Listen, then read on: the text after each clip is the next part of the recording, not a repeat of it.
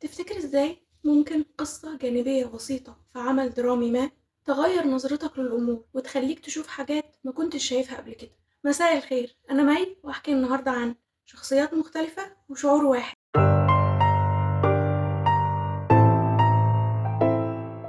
قبل ما تسمعوا الحكاية ما تنسوش تعملوا لايك وسبسكرايب، تكتين يعني مش هيفرقوا في حاجة. شخصيات مختلفة وشعور واحد هي سلسلة حكايات هنتأمل فيها شخصيات فنية، ممكن تكون درامية أو سينمائية. الشخصيات دي مختلفة، ممكن تكون من بيئات مختلفة، مستويات مختلفة، لكنها بتتعرض لظروف مشابهة، ظروف بتخليهم يعيشوا نفس الإحساس والشعور، الشعور اللي بيكون هو الدافع والمحرك الأساسي لأفعالهم وتصرفاتهم. فبنشوف من خلالهم تجسيد لشعور واحد كأنه بيناقش في كل مرة من منظور مختلف. حكاية النهاردة هي الجزء الأول في السلسلة دي، وهنحكي فيها عن شعور أو إحساس الوحدة اللي بيعاني منها الأستاذ فؤاد والست ناهد. تيجوا نعرف حكاياتهم وإيه اللي جرالهم؟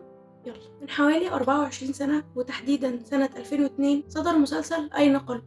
أين قلبي هو مسلسل عظيم حقيقي، وهيجي وقت وهنتكلم عنه بكل تفاصيله. النهاردة هنحكي عن إحدى شخصياته الجانبية وهو الأستاذ فؤاد، الدور اللي مثله الفنان الجميل يوسف داوود باقتدار. الأستاذ فؤاد يبقى جار الباشمهندسة فاتن، الشخصية الرئيسية ومحور الأحداث في المسلسل، جارها وصاحب العمارة. ومن الحلقة الأولى بنلاحظ إنه راجل حشري ومحدش طايقه، هو راجل كبير طلع معاش بعد ما كان وكيل وزارة، ومن وقتها هو مش بيعمل أي حاجة غير إنه صاحي من بدري وطول اليوم بيضايق سكان العمارة بأسئلة غير مرغوبة عن حياتهم الشخصية وعن حاجات ما تخصوش. أحاديث طويلة على باب الأسانسير بتأخرهم عن مصالحهم، كل يوم فكرة جديدة زي إنه يعمل مفتاح للأسانسير عشان مش كل من هب ودب بيطلع فيه، واللي مش بيدفع فلوس الصيانة مش بياخد المفتاح. غير بقى مضايقاته لأم عزيز، الست الغلبانة اللي بتنظف العمارة وتهتم بيها، واللي مخليها طول النهار بتمسح في عربيته وعمال يهزق فيها. لكن وبجانب كل ده بنكتشف الأسوأ، وهو معاكسته للبشمهندسة فاتن، بداية من مكالماته التليفونية الصبح بدري اللي بتتغزل في جمالها واللي بتنتهي بإنها بتقفل السكة في وشه وهي متعرفش مين ده، لحد الجوابات الغرامية اللي بيسيبها على أزاز العربية بتاعتها. تفضل تتساءل مين اللي بيعمل كده، لحد ما بالصدفة بتنزل لشغلها بدري شوية وبتكتشف الحقيقة. بتتصدم لما بتعرف إن الراجل اللي المفروض محترم هو اللي بيعمل كده. بيطلب منها إنهم يروحوا يتكلموا في مكان لوحدهم، بتقبل اقتراحه. وفي الحلقة 25 بيقدم لنا الممثل والفنان يوسف داوود مشهد ما يتنسيش، المشهد اللي مستحيل تقدر تمسك نفسك وما تعيطش وانت بتشوفه. والحقيقة انه البطل فيه ما كانش الأستاذ يوسف لوحده، لكن كمان الموسيقى التصويرية للعبقري ياسر عبد الرحمن بكمانجته الحزين. المشهد اللي بتنكشف فيه الحقيقة، ومن خلال فضفضته معاها بعد ما بتحاول توبخه بأدب وتعرف ايه دوافع الأفعال الصبيانية اللي بيعملها راجل زيه في سنه ومركزه. بينهار وبيقول لها انه زهقان ومش عارف يعمل ايه، بيقول لها انه وحيد من ساعة ما طلع معاش من 3 سنين، وبعد الوظيفة الكبيرة والمركز المحترم فجأة لقى نفسه قاعد في البيت لوحده بعد وفاة زوجته من سنين. بيبكي بمنتهى الأسى وهو بيقول لها ان ولاده سافروا ومحدش بيسأل عليه غير في الأعياد. بيعاني من وحدة قاسية وبيعمل كده من زهقه، وإنه محتاج يحس بونس ويتكلم مع أي حد، وإنه مدرك إن فاتن قد بنته وزي بنته وما يقصدش يعاكسها ولا حاجة. ده انا كنت بكتبهولك واحط تحت مساحة العربية انا من زهقي اهو بلاقي اي حاجة اعملها.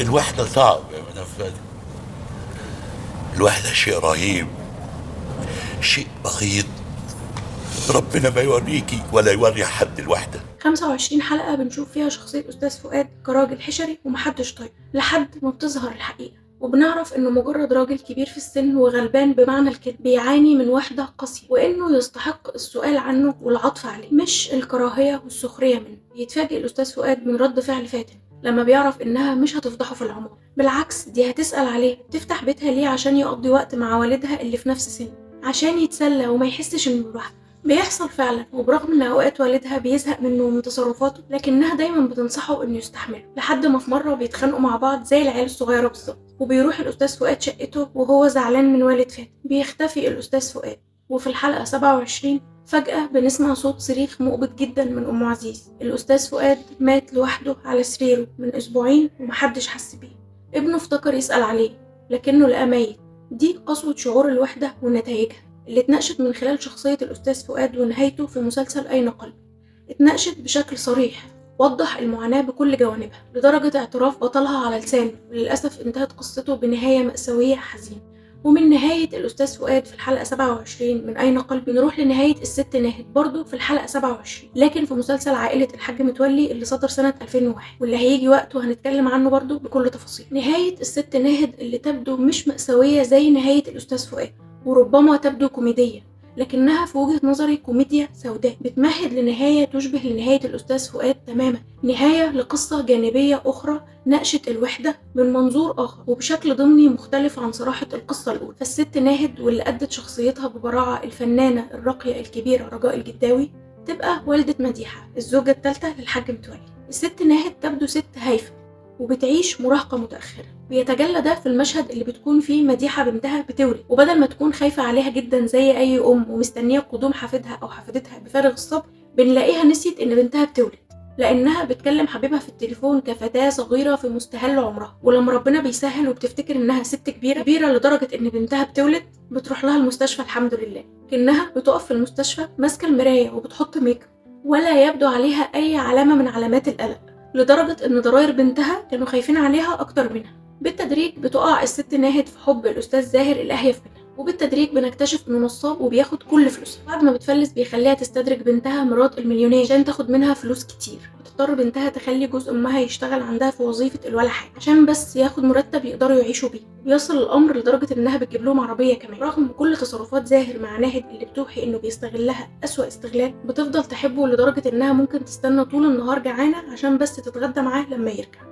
وحتى بعد ما بتكتشف إن هو متجوز عليها بتفضل تحبه، حتى بعد ما بتكتشف إن هو متجوز عليها لنفس السبب اللي اتجوزها عشانه، وبتتوسل لبنتها وجوزها عشان يشوفوا طريقة إنه ما يسيبهاش. وبنلاحظ إنها متعلقة بيه تعلق مرضي بتترتب عليه أفعال غير متزنة تماما، بتتجلى مثلا في الصريخ الرهيب والفضيحة اللي بوظت بيها فرح سعيد لما اكتشفت إن زاهر اتجوز عليها، لحد لما بنوصل للحلقة 27 واللي بتشهد نهاية القصة، لما بنلاقي الست ناهد بتفتح باب الشقة للمحضر عشان تستلم منه ورقة طلاقها من زاهر. بتتصدم طبعا، وأول حاجة بتعملها إنها بتكلم بنتها في التليفون عشان تستنجد بيها وتشتكي لها. طبعا بنتها بتوبخها وبتهددها بإنها لو رجعت له تاني مش هتقدر تاخد منها ولا مليم. وأثناء ما بتقول لها يا مديحة وبتحاول تتكلم معاها، بنتها بتقفل السكة في وشها. وهنا بالظبط بتتجلى مشكلة الست ناهد، وحيدة من ساعة ما بنتها سابتها واتجوزت الحاج متولي، وحيدة لدرجة إنها مش لاقي حد تشتكي له من بنتها لما قفلت السكة في وشها غير المحضر.